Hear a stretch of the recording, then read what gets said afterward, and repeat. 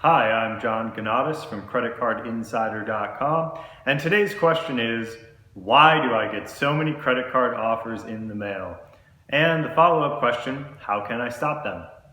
So the reason you get so many credit card offers in the mail is that the credit card companies want you to sign up. And they have mathematical models that show them that if they send out all these credit card offers, and sometimes the same offer to the same person multiple times, that some percentage of people will actually apply and they'll end up making money in the long run. Now, they don't generally just waste postage sending the same offer out to everybody. Instead, what they do is send specific targeted offers out to specific groups of people who already match certain criteria in their credit history. So if you get something in the mail that says pre-approved, pre-qualified, pre-screened, or pre-selected for a credit card, chances are the credit card issuer has already screened your credit history and decided that you are a good fit for that card. Now, how does a company that you've never done business with know about your credit history? Well, credit card issuers can actually buy that information from the credit reporting bureaus. And we already did another video that talks about that process in more detail called What Does It Mean to Be Pre-Qualified for a Credit Card? So I'm just going to link to that video if you want to learn more about how the credit card issuers buy your information from the credit bureaus.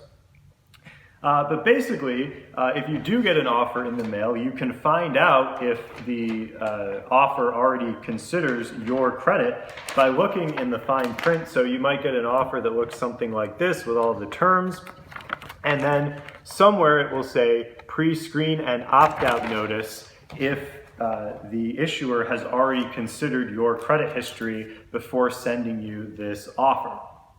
Now, since they've already looked at your credit history to some extent, the credit card issuer may give you better terms on this offer than you would be able to get if you just went to the issuer's website. So that could be a better sign-up bonus or a better interest rate or something like that. But basically, since the credit card issuer has already pre-screened you with certain criteria through the credit bureaus, then they might offer you something better than what you would get just applying through the issuer's website. So you can actually check to see if there are existing pre-qualified offers for you from certain issuers by going to specific issuer websites. And for example, the editor of Credit Card Insider was able to get over $100 more in a sign-up bonus by going to an issuer website and seeing if he was pre-qualified for any cards than he would have got if he just went and applied for the card through the issuer's site normally. It also comes in handy to have these pre-qualified offers when you're shopping around for a new credit card, because whenever you apply for a credit card outright and send in the application, you're going to get what's called a hard inquiry. And too many of those can start to bring down your credit scores.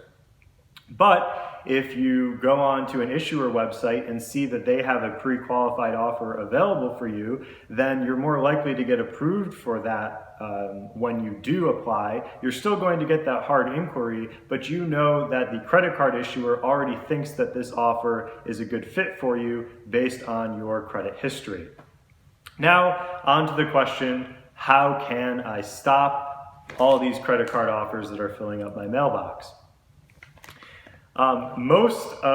Pretty much anything that has this, pre-screen opt-out notice is going to have some information about how you can opt out specifically with that issuer. But there's actually something that's similar to the do not call list for telemarketers in the US, and that's a website. It's called Opt Out Pre-Screen, and you can go to that at www.optoutprescreen.com.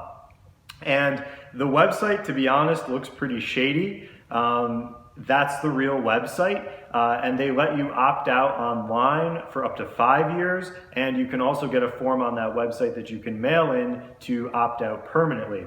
Also, it's worth noting that the form on opt-out pre-screen actually asks for your social security number.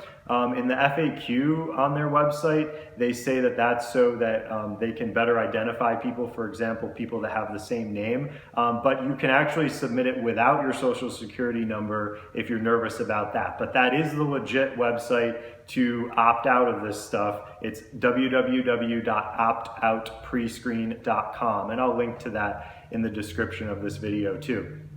Now, by default, as I said, you can opt out for 5 years, or you can opt out permanently by mail, but you can actually opt back in on the same website.